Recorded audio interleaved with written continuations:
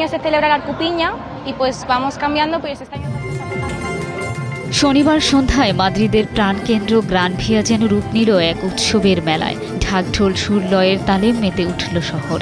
Bolivian প্রবাসীরা আয়োজন করলেন তাদের ঐতিহ্যবাহী উরকুপিনা শোভাযাত্রা, যাতে ছিল বিশ্বাস, সংস্কৃতি আর মাতৃভক্তির আবহ।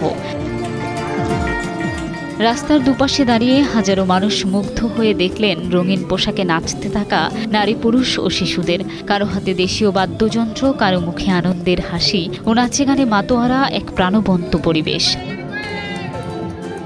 একজন অংশগ্রহণকারী বললেন, আমরা সারা দুনিয়াকে বলিভিয়ান সংস্কৃতির আসল রূপ দেখাতে চাই। কুমারী উরকুপিনা মায়ের প্রতি আমাদের গভীর ভক্তি আছে।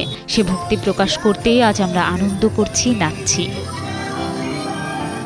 উৎসবটির মূল শেকড় বলিভিয়ার কুইয়াকোলা শহরে। প্রতি বছর আগস্টে সেখানে ঐতিহাসিক তীর্থযাত্রায় ভিড় জমান হাজার হাজার ভক্ত। প্রবাসীদের হাত ধরে সে উৎসব এখন স্পেনের মাটিতেও সমান উৎসাহে পালিত হচ্ছে।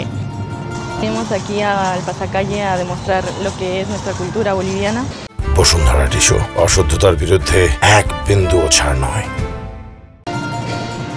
অন্য একজন অংশগ্রহণকারী বলেন, প্রতি বছর আমরা উরকুপিনা উদযাপন করি যেন আরো বেশি মানুষ আমাদের সংস্কৃতি জানতে পারেন। এবছর গ্রান ভিয়ায় আয়োজন করতে পেরে আমরা ভীষণ খুশি। আরেকজনের ভাষায়, কুমারী উরকুপিনার প্রতি আমাদের অগাধ বিশ্বাস, তাই আজকের এই শোভাযাত্রা আমাদের ভক্তির প্রকাশ।